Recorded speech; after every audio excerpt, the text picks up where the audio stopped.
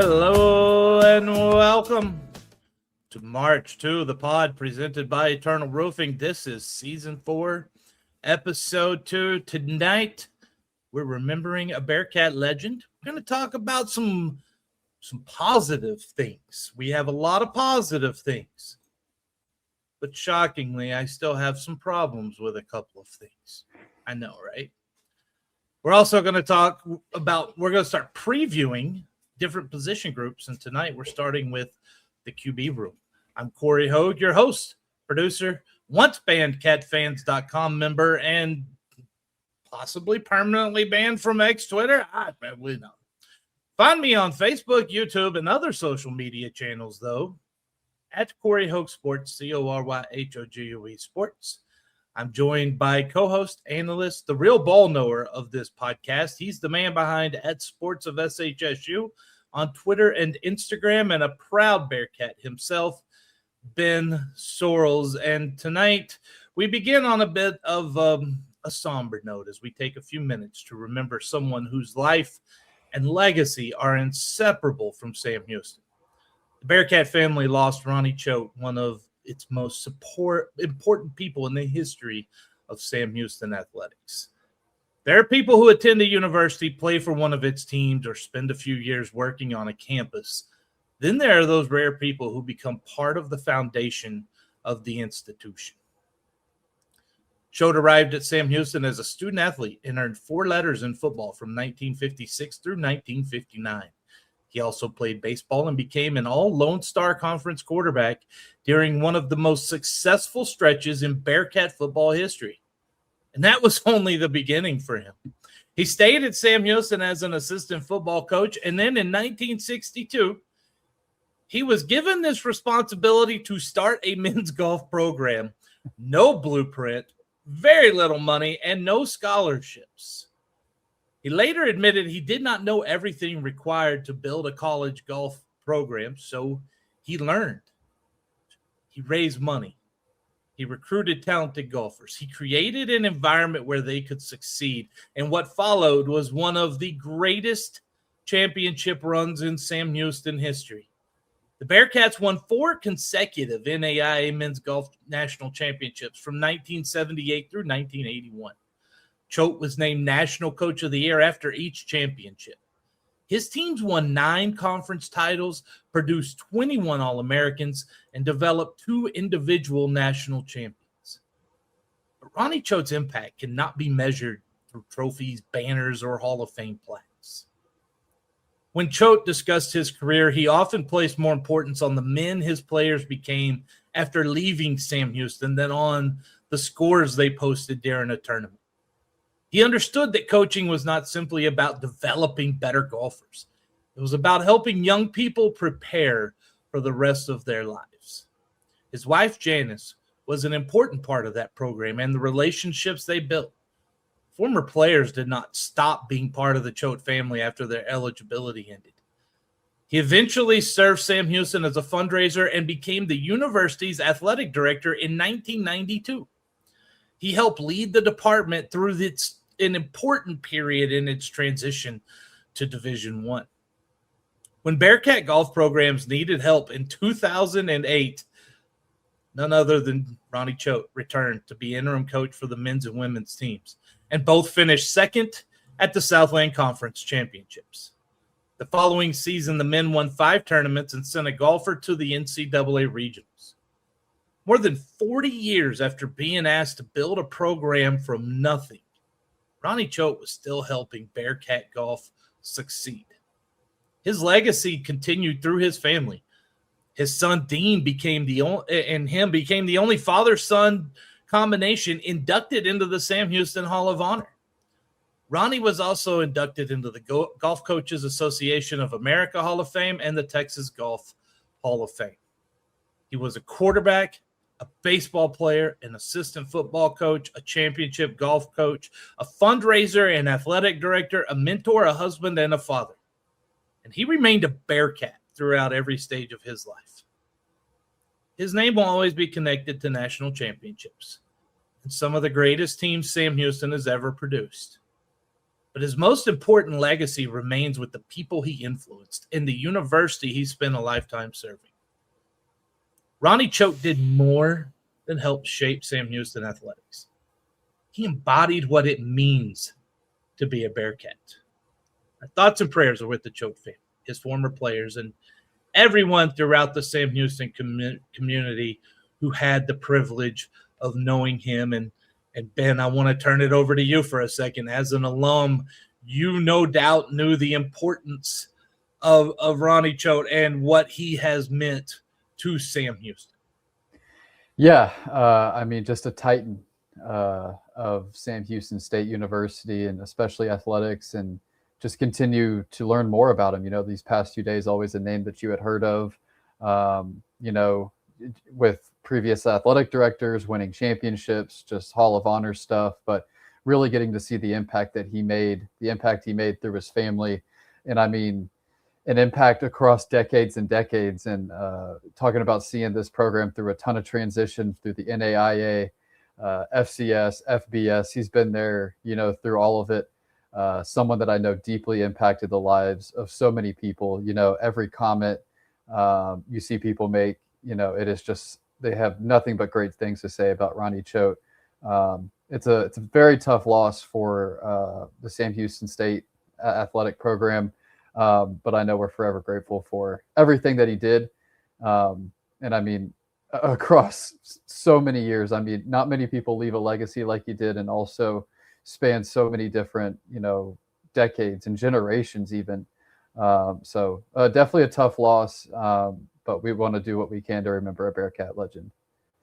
I think the greatest thing you can say about someone involved in university athletics is that they don't just win the championships, they develop people into excellent human beings. And I was around a group of coaches this morning that do that in the junior college ranks, and reading this again and hearing them today, it's a connection, and it's a deeper thing for these men, and it was a deeper thing for Ronnie Choate. And I don't know that you can give a higher honor to someone than to say that they were more concerned about the people you became than they were about the championships they won. Right. Yeah, because that stuff is what's going to last forever, ultimately. The championships, you put them up on a banner somewhere and they kind of collect dust, but the impact you make on people, last a lifetime and generations. That is very well said. As we head to our first commercial break from my friends over at Eternal Roofing, we're going to take a moment of silence.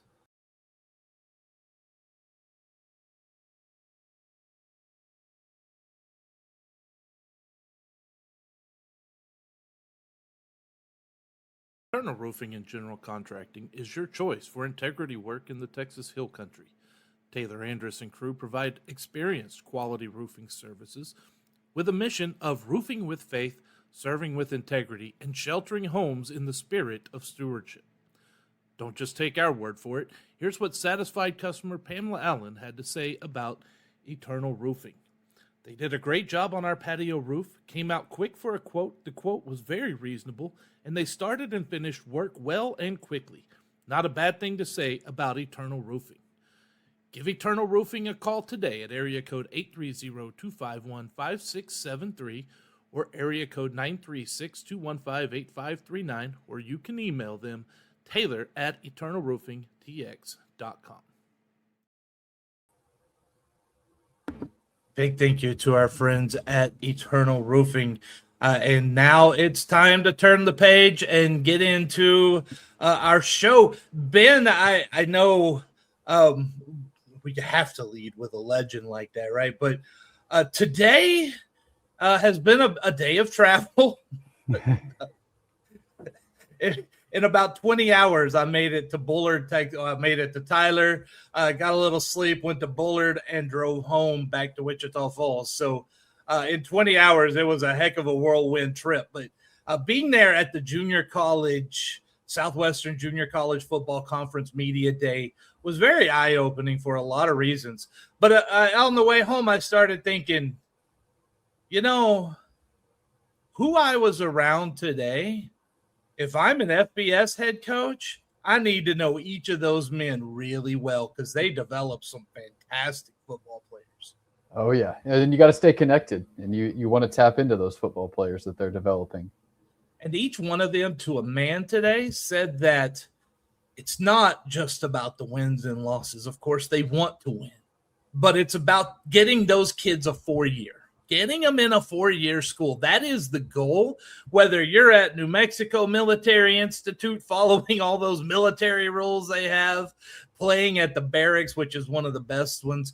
Now they got Snow College up in Ephraim, Utah in this conference. Whether you're at Tyler, Kilgore, Trinity Valley, look, Blinn, Cam Newton, there are traditions all over. Navarro, it goes on in that conference. And the talent remains.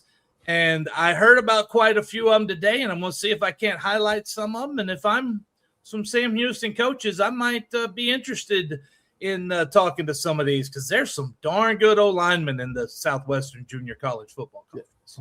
And Corey was first on Tim Burns like 2 years ago, so he knows what he's talking about.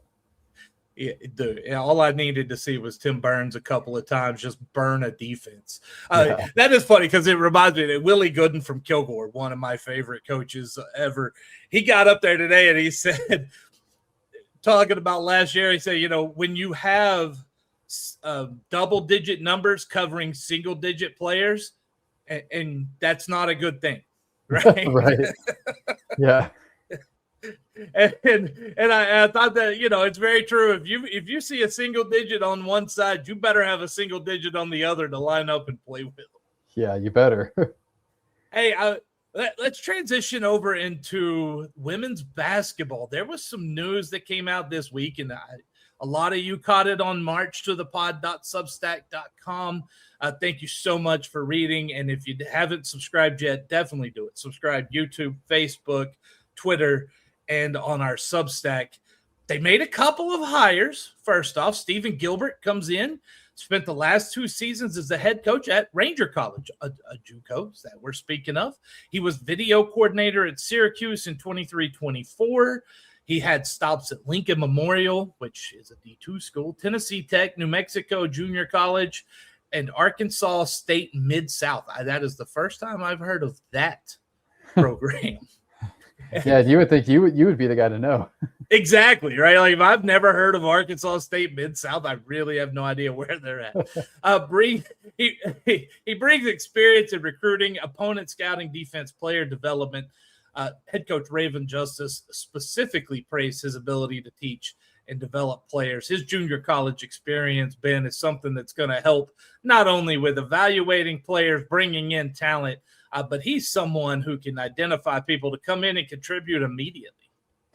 Always good to get experience from people that have been, in a high elevated role, head coach role. And he's done that. Also spent some time at Syracuse, I believe. So it's always good, to get exposure to programs like that. But yeah, it's always good to add to the staff. I know we'll hit on it here in a little bit to add multiple members to the staff, bulk up those numbers. But yeah, it definitely looks like a solid addition coming over from Ranger College. And I'm sure he's going to play a big role in this year's team coming up.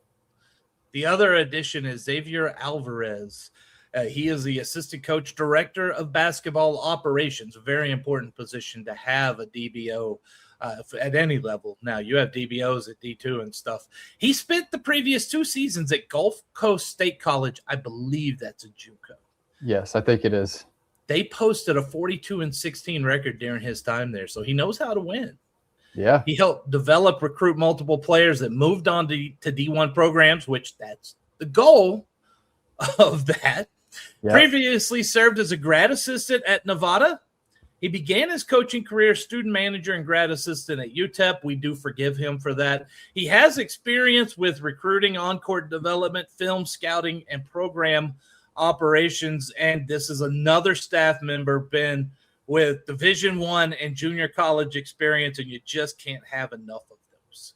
No, you really can't. The more you add, the better. Also some youthful energy too, which I think, adds a little bit to the staff. Also, it's always a good thing to get some younger, fresher faces in there. So Yeah, excited about both of these additions. And we'll see what kind of impact they can make this year. But coming in with great credentials, both of them, definitely needed.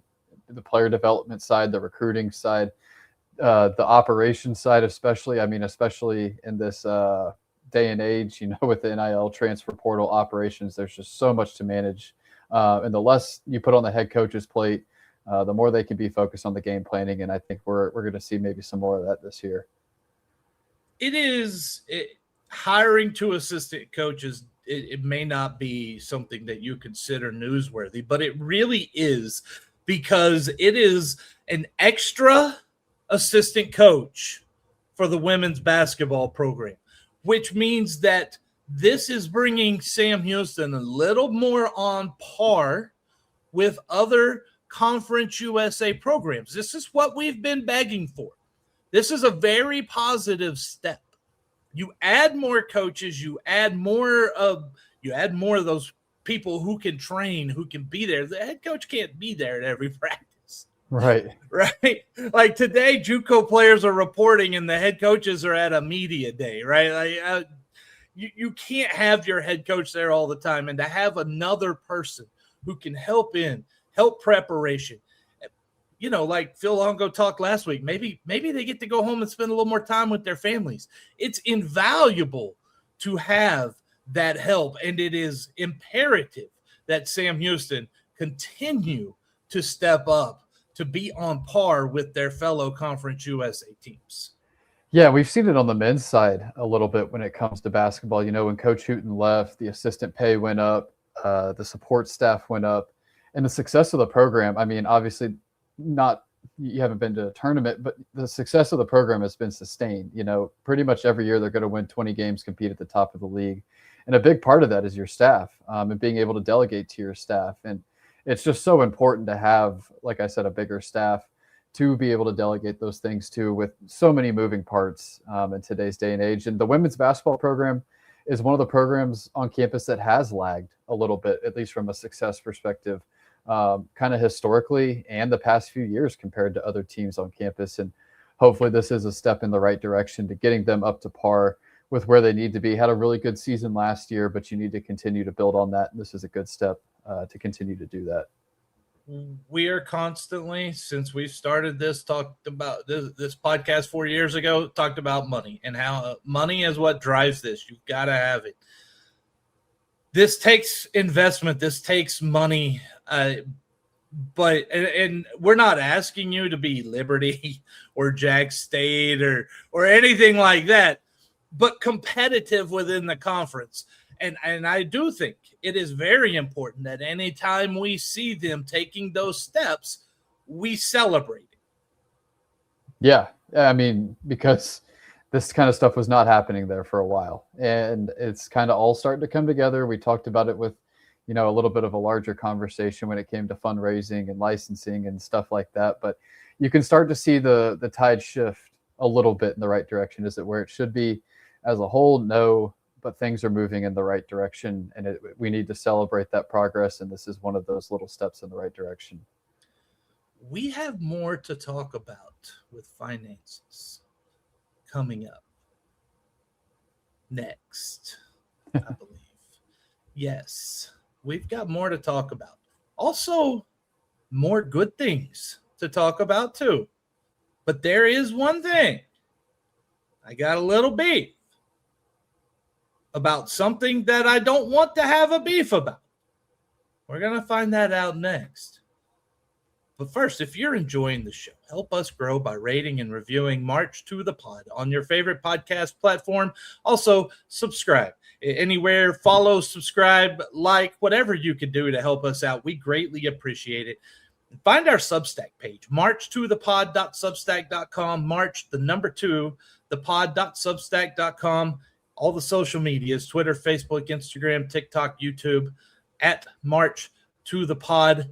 We're also proud to be part of the CUSA Podcast Roundtable, with shows covering all 10 Conference USA programs.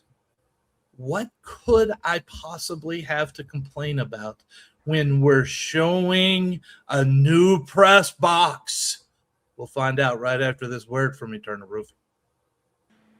Eternal Roofing only uses the finest materials in the roofing business while providing an exceptional warranty.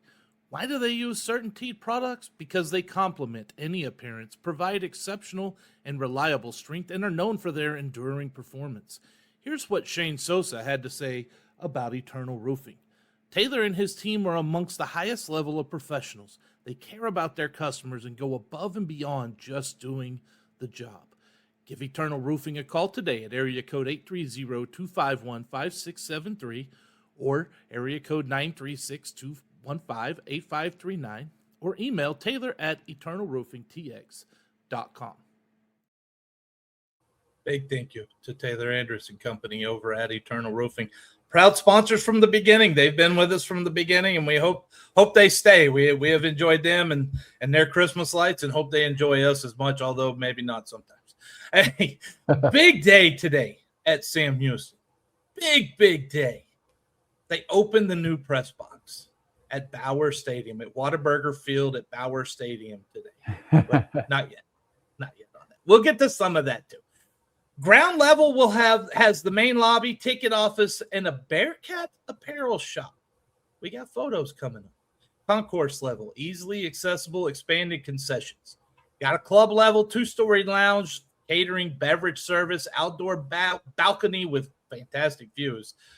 A suite level, 12 spacious luxury suites, complete with access to the double height club level below and in-suite catering service available. And I was reading something on Twitter from you, Ben, earlier at Sports of SHSU, and those luxury suites have pretty much been sold out. Yeah, funny story. There were 2 open. Someone today put a hefty sum of money on a credit card, and now there's only 1 open. Wow. And just bought it up front. So yeah, sales have been very good on the suite side, the club level side. And like I said in my tweet, expected to generate from a revenue perspective between $2.5 to $3 million just from those suites. They were sold on a 5-year contract, and so 11 of them are officially secure. There is 1 open, for VIPs, for auctions, stuff like that they'll let people into. But yeah, sales have been great, and from a revenue generating perspective, they are doing exactly what they need to do. That is awesome. We have to celebrate these things. There's also a press level, a film deck control room, game day operations area, coaches suites, visiting athletic director suite, and a dedicated press area. Now, let's get into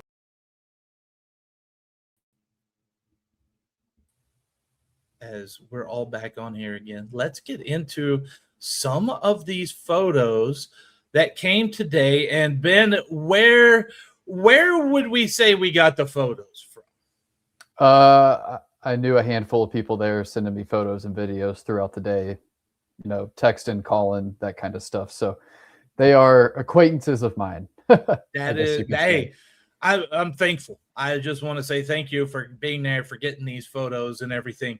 So I put the first one up. If you're watching on YouTube or on Twitter or Facebook, I put the first one up here of the team store.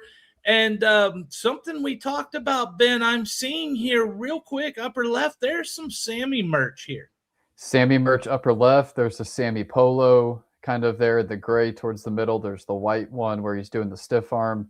If you really zoom in, I think they also have another Sammy one there in the top right. So good to see a few of the football Sammy merchandise items making it into the team store.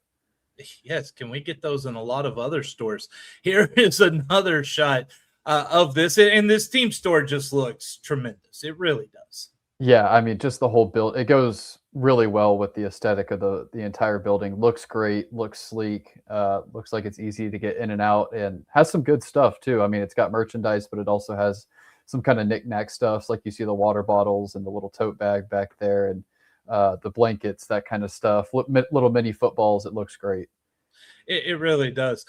You head on up to the suites level, and when you start to look inside one of these suites, it is incredible. Here's a video that was taken for us through one of Ben's wonderful acquaintances of the suites here.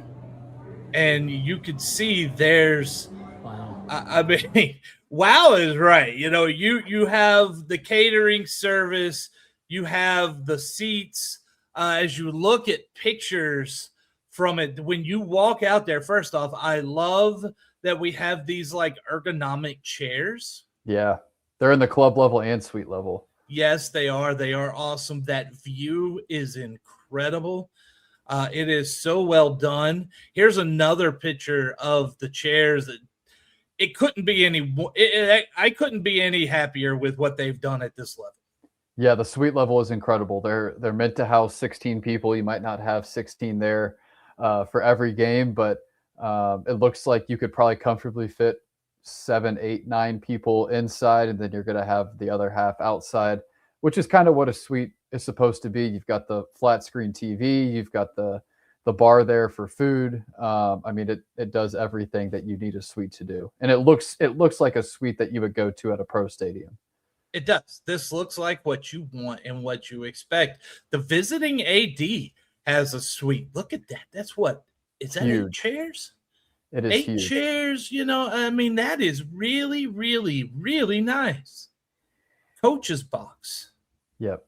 Outstanding. You need the room. They got it there. I love it. I love it. Looks good. Yeah, it does. Let's go to a video here quickly that Colton Forster took. It's some of these photos I grabbed from his Twitter as well. He was there earlier today. This is a video he took. Bobby Williams talking about this new press box and press area. Perception nationally when you've got all these major entities coming in, local entities, everybody, you want a first-class impression because that's kind of the window of what they see on the field. We've had really good quality products on the field, but when you walk into the old press box, it wasn't a great experience. And this will be.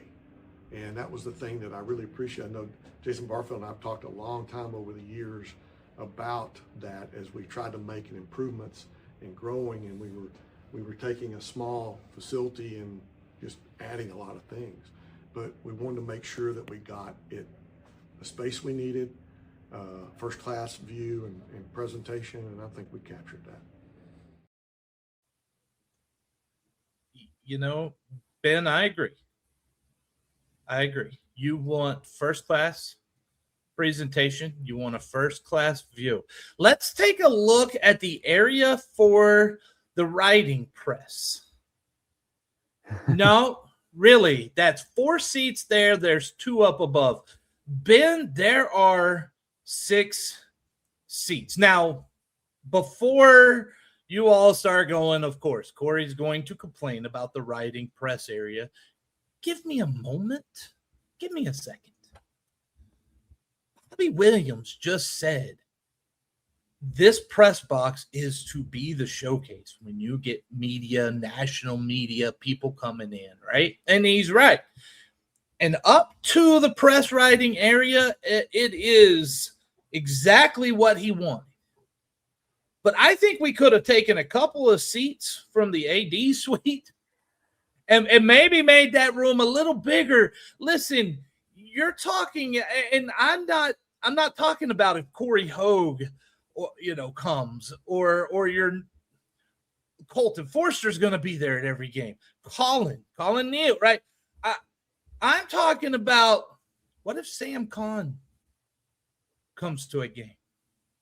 What if Chris Vanini comes? You're showing them all this wonderful stuff, and it is fantastic. And then you're putting them in a box where they barely have shoulder room next to people. And you might not listen. There was a time when North Dakota State media was put on the rooftop. Yeah. If you want to be what you think you can be, you need a bigger writing press area. I don't know how that didn't get a little more scrutiny in the blueprint process because it's on. I mean, pretty much now you can't do anything about it. Well, it's interesting you bring up the blueprints, and maybe this is something that you can post from the account later. I actually went back and looked at the blueprints once I found out about this. a week or two ago. And on the original blueprints, the visiting AD room was supposed to be the working press room, and the working press room was supposed to be the visiting AD room. I just texted you the picture. They're flip-flop now. Who made that decision? I don't know. That's a good question. It's above my pay grade. But and if you look at the visiting AD room, you could fit 2 rows of 8 in there. That's 16. That's probably about what you need it to be. I've been in Western Kentucky and Houston's press box the last 2 seasons or so, just some others that I've seen that weren't the old Bauer Stadium. And it's 2 rows of about 10 to 12 seats. So you're looking at 20 to 25 seats for the working press, and most of those are full. I know Sam Houston might not be to that quality yet or at that kind of level, especially at Houston. But I mean, but you could have 2 0-11 teams in week 12, and you're probably going to have 10 to 12 working media in there to some degree. You could easily. 6 photographers too. Yeah, 6 people. I mean, it's just not. It's not going to work, and there's got to be some workarounds to it. But that is the disappointing part of what was a really good job. So yeah, I mean, it's definitely a blemish. They did great everywhere else, but you would hope they can find some sort of solution for the working media. The thing I have a big problem with the fact that you put the working press in that small a space is we just talked about moving our women's basketball on par with Conference USA. When I see that, I don't think Conference USA. I don't think Western Kentucky. I think Jack State. You know what I think? I think Abilene Christian. Abilene Christian actually a little bit bigger. You know who else has a bigger press area and fills it too? Mary Hardin Baylor. Yeah. Right? Like, guys, I'm not asking for, I'm not doing this because, we're media. No. I'm telling you, that is a true fault of this new thing. And I wish it were not true. I wish that were not the case. And another thing to consider too is Conference USA is a league where you host on site, Conference USA title games for football if it gets there. And I mean, Conference USA championship for football, you're looking at probably 30 working media members there, from, the CBS crew to stats to the SIDs to local media outlets, national media outlets that are there. I mean, there's no way you can accommodate for that kind of game right now with this setup. And maybe they tweak some things, and hopefully they do. But yeah, it's definitely the one frustrating part about the stadium. I don't like to bring problems without solutions, but it is possible if the original blueprint was for the working press to be in where the visiting AD is now, it's possible during an off season to make that happen, to move the visiting AD to the smaller area and still make them feel special. It's a visiting AD. They might not even show up. They might not. And why are you giving them such? Regardless, they're not that important. They're a visitor. They're not your. If it was Bobby Williams, I would want him to have that. And they we're do. Talking the other guy. They do have the president's AD suite, which is pretty much the same size as the visitors' AD suite. Good. They deserve it. Which is the way that one should be. Yeah, it should. Now, they could put in another row. They could have the 16 to 20 seats. It could happen. It would just take an off season basically to get it done. I'm not saying they won't. Hopefully they see a reason for it. The thing, right? Hopefully they're hosting a Conference USA championship this year. And if you're hosting a CUSA championship, you're going to find out you don't have enough space. Yeah, I mean, that's a big game. And I mean, there's a lot of people that are going to come to that kind of game. So last week we talked a lot about finances and merch, and I talked to, many of you agreed with me about the Sammy merch and the need to get that out there. Another thing, and this was brought up on Twitter the other day, and I didn't get the picture. I wish I would have right now, about putting up conference titles, national titles, things of that nature on those the are not. summit. Yeah, they aren't currently up. I did get a question about that today too. I want those. I also see room for not only that, but for a naming rights, some sponsors. And Dr. White talked about that today, and Colton Forrester got that video. Let me play it for you, and then we'll get Ben's thoughts here on what she has to say about naming rights. Talk to me about it if you have an idea. I'm ready. You know, we're in talks with some on naming, but we're looking for the right partner, somebody who wants to partner with us, but whose brand also aligns with ours. And so I'd love to be able to announce that today, but we are still seeking that just perfect partner, and we are in talks with some. Dr. White. Benjamin, I'm gonna take a step back and a breath, and I'm gonna let you speak here. Yeah, well, I also want to hit on one thing from before with the Sammy merch. It does sound like Sam Houston might be having a collab with Peter Millar coming out here soon. That might include some more Sammy stuff, so be on the lookout for that. When it comes to naming rights, it is something that is in the works, and I've heard from two people today that were both there that I trust a lot, that Sam Houston is deep in negotiations with a certain company with some ties to Sam Houston, similar color scheme to Whataburger, but it's not Whataburger. That sounds very encouraging. The company hasn't pulled the trigger on it yet, but it sounds like they know where they want to go with it.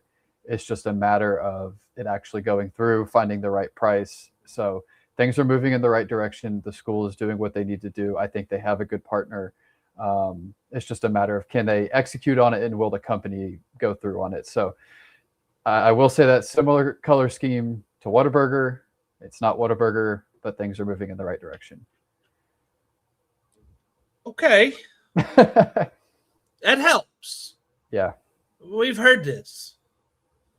And I want to know what does align with us mean? Yeah, well, that's part of the company that they are talking to. I think, not that it has to be Bearcat owned or whatever, but aligns with, do they want to take in a beer sponsor, a gambling sponsor? I think that's kind of what they're talking about with aligning with what they want to put on the stadium. So I think, trying to cater to Bearcats, a company that people might recognize, people within that company that they might recognize, but also just from, a visibility standpoint, do you want to partner with, gambling, beer ads, stuff like that? So I think that was maybe something they considered too. Okay. I understand the game. I would avoid a FanDuel sponsorship, right? Yeah. I would avoid the gambling. I really would. I don't think it needs to have a place of sponsorships on college sports, and I think it has too big a role right now with college athletics. Gambling does. As much as I love gambling, it needs to be pumped the brakes on that from a college level. But let me tell you, the Bud Light 20-yard line's not a problem for me. No, but I think that's what she's hinting at, with being in alignment with what they want it to be. I want money. Yeah. Right? That's my alignment. If you align with me as in you're giving me money and millions or what, yes. Look, I'm going to also say here, we know earlier this year, the Big 12, their commissioner really screwed the pooch, didn't he? He made that deal with Monster Energy for all the uniforms, and each team gets $1 million a year to P4. It's nothing. What did Notre Dame get? $15 million a year? I know Ohio State got $17 million.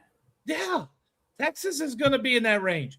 Yeah. Sam Houston's not in the 15 to 17, but apparently Sam Houston's in the Big 12 range, in my opinion. It could be, yeah. I mean, because listen, and okay, say you don't want to. You have someone who wants to sponsor the football uniforms only. That's fine. I have all these other sports that need sponsors too. Yeah. If it's different sponsor for each sport, I don't care. You're bringing in the cash. That's what's needed. Oh, yeah. Yeah. And here's the thing. I don't have the pull. We all know that. I don't have any pull when it comes to this university or really anything in life whatsoever. Not even in my own house. When I leave and go on a trip, my wife is no longer in charge of me, but I have a dog that keeps charge of me, right? I don't get any freedom. So those who have that access to these people who make decisions, please ponder telling them some of this. We need the money. The more you can raise in sponsorships and naming rights, and by the way, don't just name the football stadium. We got baseball, softball, tennis court. We got all kinds of stuff. We need a new track and field facility. The updates I heard on that today were not encouraging. And that's a topic for another time. It is, and we'll get to that because I know Texas State system meetings are coming up here next week, I believe. Next Thursday, Friday. Okay, so maybe we'll have something more then, but definitely in a couple weeks, because we will not be on next Thursday. Ben has travel obligations, but do not worry. The reason why we're missing is because Ben's going to bring some fantastic stuff to us. Yeah, from Bearcats. We'll be at training camp next weekend. So march to thepod.substack.com. That's where you're going to want to be to find all those. If you subscribe, it gets sent to your email box. If not, you got to go search for us or find us on Twitter or Facebook or something else. Somewhere. So I know we have all these facilities. This is all money that has been lost out on. And so I asked Ben a question the other night in a text message. How many people work in the marketing department for athletics? Not a lot. 2 or 3. Full time.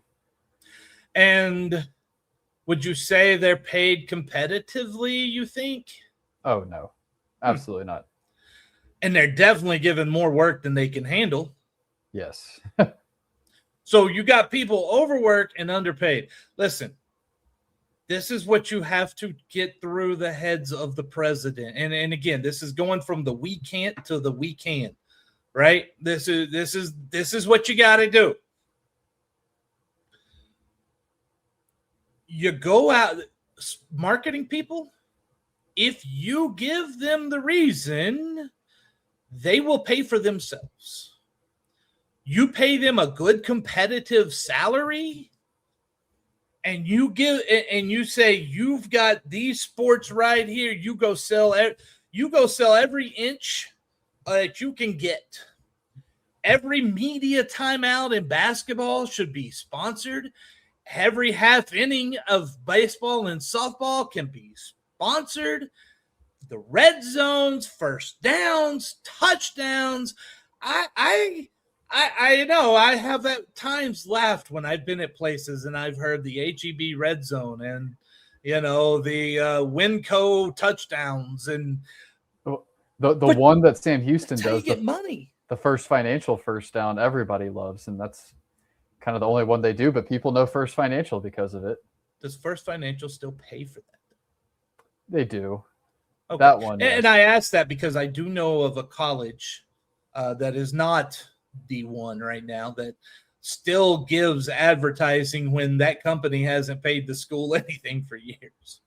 Yeah, no, First Financial is a good partner.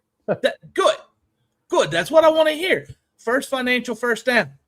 We need more of those. Yep. Right. And I saw somebody at Texas Tech the other day said that their football field is going to look like a NASCAR. Right.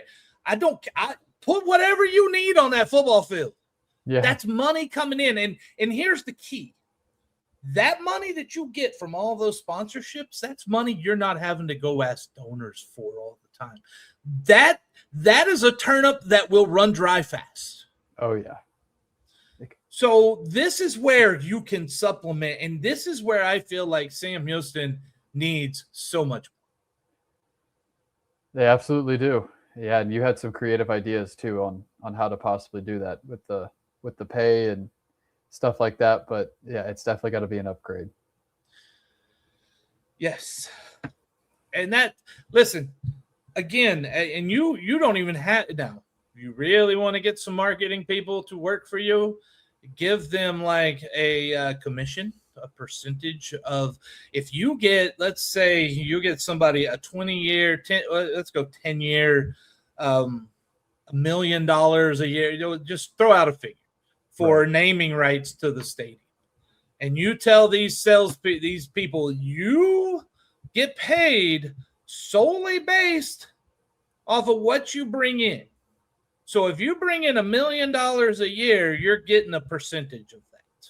Yep. Make it a percentage that's going to, let me tell you, and then they're getting that percentage every year for 10 years. You're not going to have a hard, this is where understaffing makes no sense to me. This is where you really shoot yourself in the foot when you say we can't, not enough staffing, not enough this, not enough. I can't, I don't.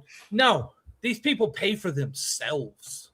Yeah, go find someone who's hungry, because there's plenty of things to sell out there. There's not a lot that's sold. Yes, that's the thing. And now you're allowed to put things on the jerseys. Look like a European soccer team. I don't care. As long as you win. Maybe stay away from Bet365. Yeah. But yeah, find something that's non-gambling. I would probably on uniforms stay away from the alcohol sponsors as well. Yeah, I agree with that. You know, the tequila football uniform sponsor might not quite. Probably not best to put on an 18-year-old's jersey. Probably not. We got a couple of comments here from those watching on YouTube and Facebook. Thank you so much. Get them in. We'll get to them here. General Sam watching on YouTube said, I've seen there's Brian Starr and Shelly Robinson lobby. Is that a naming rights thing, or did they give it to them? And I'm guessing if it's not naming rights, it's some money donated to have it named that way. Yeah, Brian, I'm not sure about Shelly Robinson. Brian Starr was the president of the Alumni Association for a while, played at Sam Houston, has given very generously to multiple different things. He is one of the suite owners. So I think it's just in honor of him. He's done so much behind the scenes for the alumni program. Great guy. I've got to meet him multiple times. But yeah, has done a lot for the program, done a lot for the university and the Alumni Association. So it's partly giving and partly in honor, of what he has done in his service to the school. Shoot, I'm willing to sell naming rights to the team store. Yeah. And I'm not the only one that wants to sell naming rights to every inch of space available. Because there's a guy named Chris Gilstrap on Facebook watching, and he comments, he said, got to have someone that has the ability to chase this stuff. You need more people. You need more people. And not hiring the people because you don't have the money is bull, because that's how you're going to bring in the money. Let them pay for themselves. He said, what about the inner walls of the stadium, along the sidelines, the grassy hills, everywhere? Hey, listen, the student section at Johnson Coliseum, which, by the way, Johnson Coliseum needs a naming right sponsor too. The student section needs one as well. Every three-pointer should have one. Yeah, you have one at the free throw line, each free throw line, stuff between half court and the 3-point line where you put the advertisements, sell each gate. The Houston Garden Center's grassy knoll. People don't have great memories of a grassy knoll. But I was in downtown Dallas last night. Let's not talk about that right now. Yeah, the Houston Garden Center's grassy hill section or something. I mean, just sell everything that's out there. Yeah. I would love to watch a basketball game and hear the announcer say, step into the free throw line for an Eternal Roofing free throw, Ben Sorrells. That would be great. Yeah. Who knows if I'd make it, but maybe. Pressure's on once they give the sponsor name. Yeah. And do that for the visiting team too, right? Like that could throw them out there like, wait a minute. You got who sponsor? What? That would be funny to me. Yeah, sell everything. So that's how. Again, this is a show that's not just bringing the problem. We're bringing the solution. We can't implement it. I can't make it happen. I can't force anybody to do this stuff. But I want to believe there are some people out there that might get wind of this that can, that have that kind of power. And I love the steps we're taking. I love the progress. And I am not in any way, shape, or form telling you that you're not on the right path. You are. Let's just keep it. Let's build. You got momentum going right now. The momentum builds momentum if you put that work in, which means you need to put you have to sometimes spend money to make money. I know that's a cliche thing, but in this case, when it comes to marketing, it's true. They're going to pay for themselves. Pay them good quality 6-figure salaries. Watch them bring in a millions of dollars a year with all the different sports. The outfield, the first baseline, that could be the Kroger first baseline, right? Like, I don't care. Sell it. Sell outfield wall space. We need some of that on the baseball and softball field. The March to the Pod advertisement. Man, maybe we'll throw one of those in there. If I had the dimes, I would definitely do it. But I don't have enough dimes to even put to even get a little spot up there on one of the walls in the outfield. There's a thing called a lottery ticket. That is true. Hey, by the way, we'll get back on track here in just a second. But you're saying lottery ticket. Did you see what they've done? With the lottery tickets? No. Yes. Oh, okay. Are they outsourcing it to like people outside the U.S.? I think I saw something like that. Yes. Dude, my chances were already 1 and none. Now you're letting international folks get up. No, keep them out. Oh, it built up to 600 million. Yeah, and my odds just drastically reduced. They were already 0. Now they're double 0.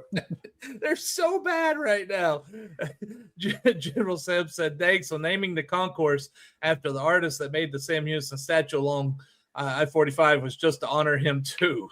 If that's who Shelley Robinson was, or there was also the White family, that's probably what that was. Yeah. So not a ton of money with the concourses being named, and the suites were also named too, but they were named after the people that bought them. So like the Old Cats group was talking to one of the Old Cats today. They didn't put Old Cats up there. I forget what they put above the suite, but they got to name their different suites. But I mean, I guess that comes with paying a very large sum of money on an annual basis. I get that. I do. I'm okay with that. I'm not going to complain. I do think the one place that I saw the best suites ever was at the old ballpark in Arlington for the Rangers, where they had like the Tom Seaver suite, the Nolan Ryan suite, right? Like Carlton Fisk suite. They had all these legendary players. So if you have suites named after legendary cats, right? Like the Ronnie Choate suite, right? Yeah. Like you have an Eric Schmid suite, you name them after legends in of the sport or whatever. I think that would be a great idea as well. Yeah, and I think we need to get some statues up too. I think that would be cool. Not a pressing issue, but I think it'd be cool to have something out there to honor some of the legends. Listen, that stuff, it helps when you're recruiting too. Yeah. Oh yeah. It adds to the atmosphere of a stadium. Yes, big time. Okay, we have one more thing to go. We're gonna preview the QB room. Is there another Bearcat legend waiting to take the field this year? Ben's gonna tell us because I don't really have a clue. But what I do know is that Eternal Roofing puts up Christmas lights, and this calendar in a couple of days is turned into August. And if you're not on that calendar, for them, you're not going to get Christmas lights. And not only do they put them up, they take them down. Here's how you're going to find out more and get a hold of Taylor Andrus and his team at Eternal Roofing. Eternal Roofing is locally owned and dedicated to giving back to the community by supporting local organizations and charities. They are also the winner of Next Door's Neighborhood Faves for 2 consecutive years. And as you know, if you've listened to this podcast, Eternal Roofing is your choice for Christmas lights. They provide premium lights tailored to fit your home, season-long maintenance, and hassle-free removal. Kyle Tatum said, they're very professional and great quality, on time and clean, and really made me feel like they cared for me and my home. Give Eternal Roofing a call today at area code 830-251-5673 or area code 936-215-8539, or you can email taylor@eternalroofingtx.com. As always, big thank you, and definitely get on there. Those Christmas lights are good, and they take them down for you. You can't beat that.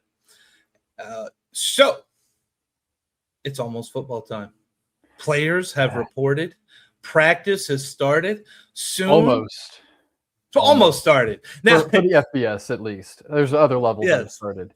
It's funny because the coaches I heard today said that all their DBs and wide receivers, they look beautiful in helmets. Can't wait to see what they look like when they get shoulder pads on, though. Yeah, we'll get there. Yeah, and they look beautiful now, though, right? We're at that stage where everything looks beautiful for the season for the Cats. So we're going to break down some position previews. We got QBs this week. In 2 weeks when we come back, we will have a breakdown on probably skill positions, running backs, wide receivers, and then, we'll just move on tight ends, O-lines, and we'll move over to defense and specialists as the season nears. Yes. So why are we starting with the QB room? It's the most important room. And I think it's a room with a lot of questions. Ben, what can we expect from that room this year? Man, it's an interesting room from a few different angles. I think the first one is it's interesting that for the first time since the 2021 season after the national title, going into camp who the starter is going to be. It's going to be Landon Locke. So as a Sam Houston fan, it's kind of fun and someone around the team a little bit that you don't have to, kind of try to figure out who the starter is going to be. So I enjoyed that. But Landon Locke is the guy. Had a pretty good spring, didn't have a great spring game, but, overall heard he progressed the way he should, put on 20 pounds, developed as a leader. We talked about him taking the red shirt off last year. That was a big leadership move for him. And I think a lot of the overall success of this team hinges on, can he take the next step? He flashed last year at times, was a part of the 2 wins that you had last year. But can he take the next step and elevate this offense to the next level? I think that's going to be a big part of it. So we'll see what Landon can do. Behind him, there's 3 names to know. DJ Bailey, I think, is the first one.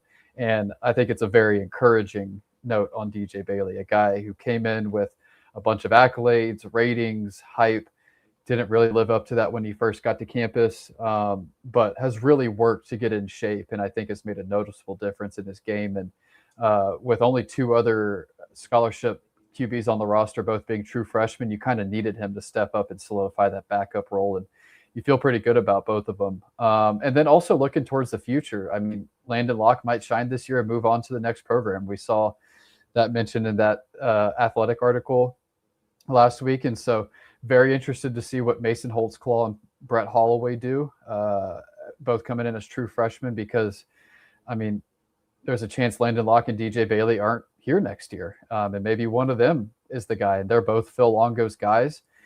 We know Phil Longo likes to develop quarterbacks. So Mason Holtzclaw, kind of that true pocket passer, pro-style quarterback, great frame at about 6'3", 6'4", coming over from Georgia. And then Brett Holloway, more of a dual threat guy, coming over from Melissa High School, had a lot of success there. I think they likely slide in as the 3 and 4, but have the opportunity to push DJ Bailey. Hopefully they do. But that's kind of a glimpse into the future. I think 1 or 2 years down the road, we're looking at one of those guys starting. So Locke is the guy now. I think a lot of this season hinges on him. DJ Bailey, you feel good about securing that backup spot. And then we'll see what you can get out of Mason Holtzclaw and Brett Holloway, because they are a big part of this team's future going forward. Don't hate me. But Landon Locke is the guy for now. Is he the guy in week 6? I think you hope so. You do hope so. Listen, Dave, if you want to win this year, if you want to beat the 2 wins and improve this year, or make a bowl game as your aspiration should be every year, Landon Locke had better be, if outside of something we don't want to talk about, Landon Locke, if healthy, had better be your starting quarterback in week 5 and 6. Yeah, well, and from a play perspective, if he gets hurt, that's kind of outside of his control. But yes, you hope he takes the reins. You desperately need a guy to take the reins after last year.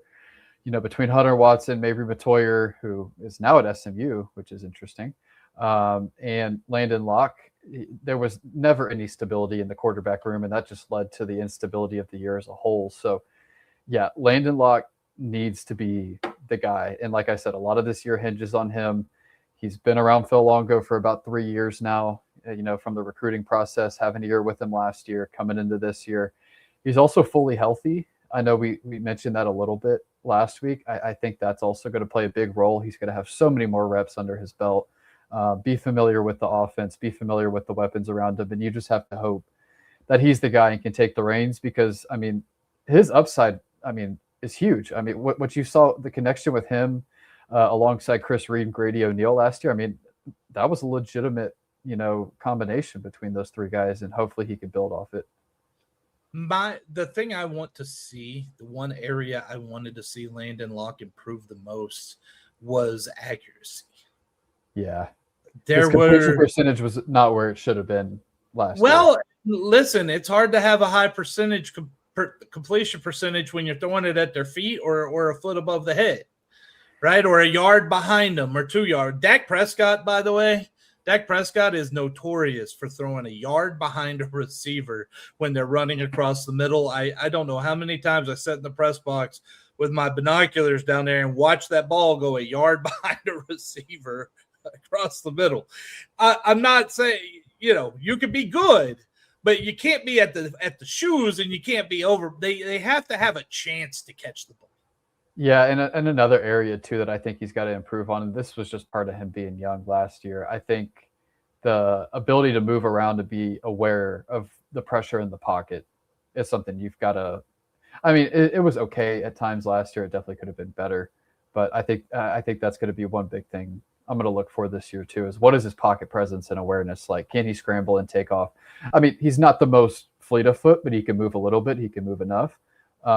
But does he know when to run, when to tuck it, when to maybe just eat it and take a sack or throw it out of bounds? So that's another thing in the development of a young quarterback that you always have to look out for.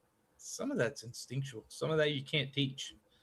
And I'll tell you, there's a guy, and we know, look, I am not sitting here right now and telling you that Landon Locke should not be the starting QB and that DJ Bailey should. No. DJ Bailey was highly touted coming out of high school for good reason. The man can spin the ball. He can flat spin it. He's got speed. He's got those instincts. When it breaks down, he can scramble. But when he got to campus, sometimes you peak in high school if you're not willing to necessarily put in that work it takes at the next level. Feels like he's learned that lesson the hard way, and some of us do. I am a hard way lesson learner. Yeah. Feels like he's learned that, and that's good. But if Landon Locke doesn't have those instincts, we may unfortunately see DJ Bailey sooner than we want. Yeah, and it's interesting because, what does the offense look like around DJ Bailey? He's taken like 3 or 4 collegiate snaps at the very last game of last season. This offense, I feel like, is tailored to fit around Landon Locke. And that's what they're gearing up for. So if it does get to DJ Bailey, that's one thing I'm interested in is, how does the offense look for him compared to someone else like Landon Locke? DJ's a little more mobile, but doesn't have the size that a Landon Locke has. So how does that impact how you manage the offense? Chris Gilstrap on Facebook, there will never be QB stability again in the FBS world. Was there ever really? I know, listen, in the transfer portal, the pandemic, the global pandemic, and the transfer portal, and the college athletics will never be the same again, especially at the FBS level. Oh yeah, and that's a given. But as far as QB stability, even in the pre-2020, pre-pandemic NIL eras, a quarterback, when you talk stability, was maybe a junior or a senior before they really stepped on the field. Yeah. You didn't see quarterbacks that were 4-year guys starting very often. You would at some schools, but they weren't some of your bigger schools. And so I don't know. The QB stability can be just having that guy that's been there, maybe not even the starter. Maybe he's been in that room, which it begs the question too, though, to what Chris said. If you're going to have QB stability next year, and Landon's the guy and he decides to stay, come back, does DJ then transfer, right? Like that's where you have to be wondering about the stability portion. And that's where I would think Chris has a good point.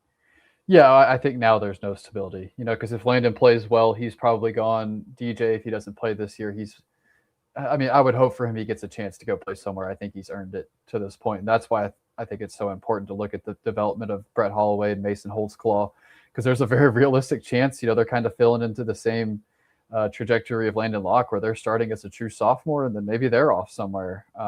There's no stability, and it's a year-to-year thing. And Phil Longo's thing is the quarterbacks, and that's what he's here to develop. And you got to give him credit for the DJ Bailey stuff. I think he's righted the ship there. Can he, get as much out of Landon Locke as he needs to? We'll see. How do Mason Holtzclaw and Brett Holloway develop? We'll see. But this is kind of his trademark thing, and we'll see where it goes. Phil Longo, if you need any ideas on how to continually flip your roster, I know some guys. I talked to about 7-8 of them this morning. And that was one of the things that really came out of there is we've always done that here. We're always flipping. Our quarterbacks are always flipping. That's kind of the thing at JUCO, and now that's kind of the thing across college football. Even in the big Power 5 schools, you don't see a lot of stability when it comes to the quarterback. That's just something that JUCO guys call a regular Tuesday. Yeah, even like the Washington quarterback that signed like a $2 or $3 million deal, and now he's flipping to possibly he was looking at maybe going to LSU and stuff like that. Guys that have multi-million-dollar deals signed at big Power 4 schools are even jumping. Darian Mensah going from Duke to Miami. He had a deal signed with Duke, but he's flipping to Miami. There's very little stability. Maybe like Arch Manning and Julian Sayin are like the two that I can think of, and that's about it across the country, and that's Ohio State and Texas. So Sam Houston, I want to always operate in the realm of reality. And the reality is, for JUCO coaches this morning, their goal is to develop to get you to a 4-year college. That's their goal.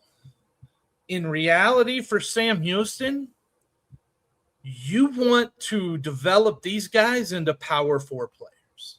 Yep.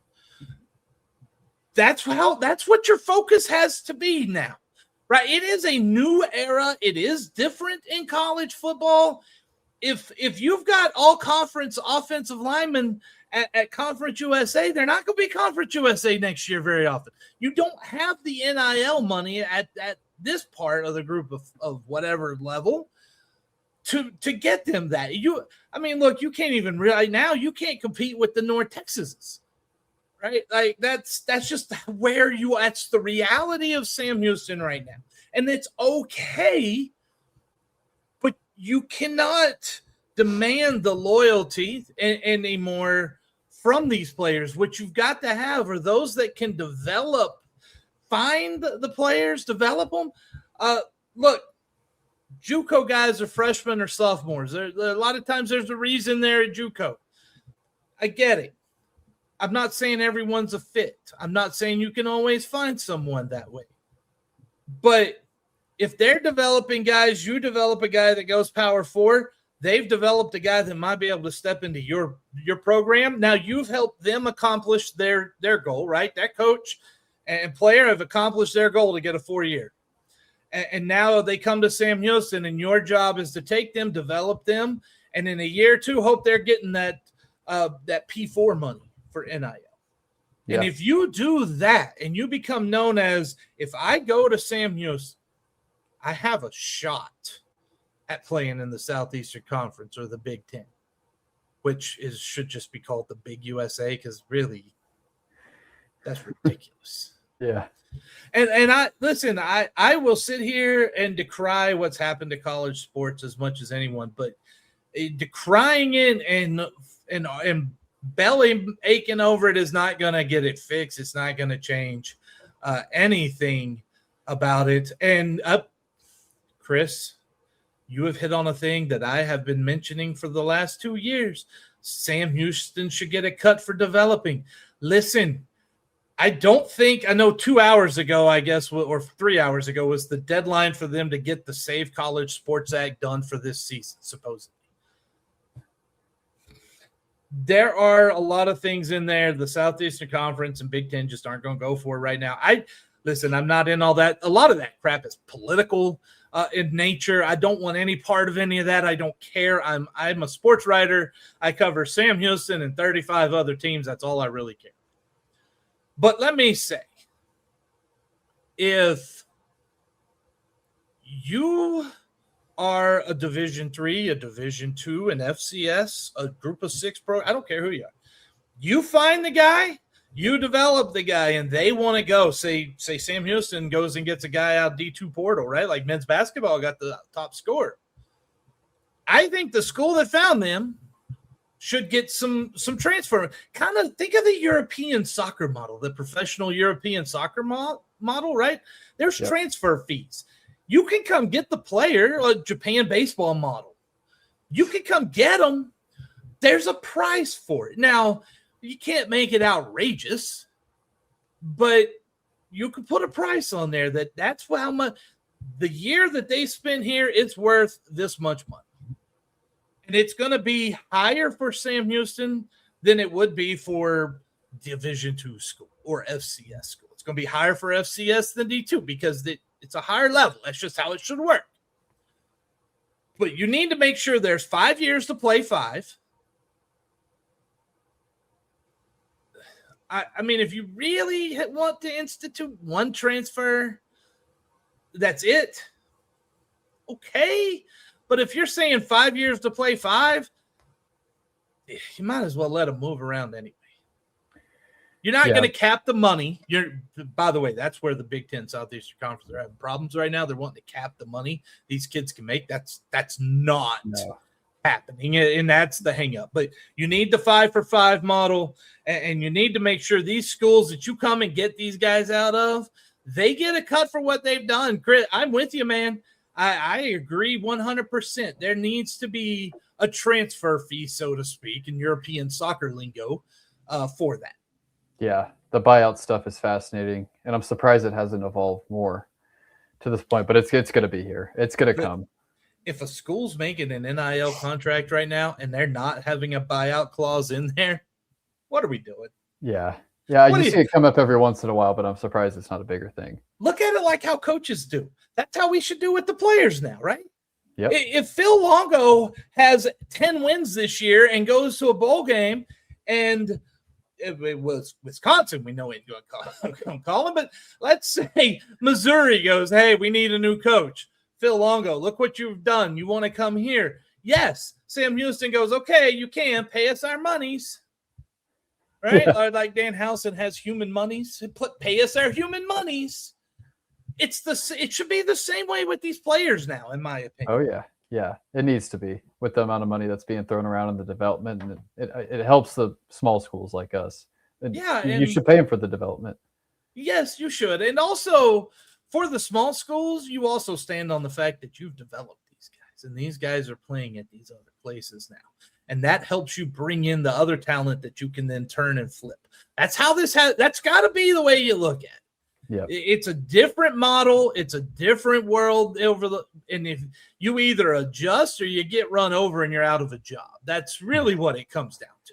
Yeah, win or go home. I hope you have time. I guess I have some time. That was one of the things I got from Phil Longo at Media Day. I always questioned whether he was maybe a little too old school for today's college game. And I realized that at Media Day, I don't think he is. No, I think he can. So. I think he can. I was not convinced of that until Media Day, but I heard some things. I think he can. And that to me, that's important. Yeah. my wife, is this the extra long show? You ain't even home. You out there watching Taekwondo. My son's probably, pretending to punch somebody right now. That's funny. Transfer fee may slow down the transfer craziness. It may. And another thing, it will slow down some of that NIL, right? That quarterback, if I got to pay you $4 million NIL to come here, and then I got to pay this school $1 million because they developed you, man, that stuff starts to factor in. Yeah. Right. So instead of putting a cap on these kids, how about you put a transfer fee for the schools? Maybe that's the answer. And maybe that's something that the political people in Washington haven't gotten wind of and need to go have a drink and figure it out. I'm sure they will figure it out. I do not trust that one bit. I don't. I will. Let me say, if there's politicians involved from any side, any aisle, anywhere, I don't want them to solve things. Like I want things that prefer when things are broken. Yeah. I don't know if they're the right ones to go to. Exactly. That will do it, honey, for today's show. You be safe driving home. Thank you all so much for joining us, watching, whether you caught us on YouTube, Facebook, or Twitter. We really appreciate it. It is awesome. We'll be back in 2 weeks. 2 weeks, we'll be back. That does not mean I'm going to Taekwondo next Thursday night. Don't get that in your head. We will be back in 2 weeks. Until then, you guys stay safe. Ben, take us home. Yeah, eat them up, cats, and let's start training camp and football next week. It's about time. And turn that visiting AD room to the working media box.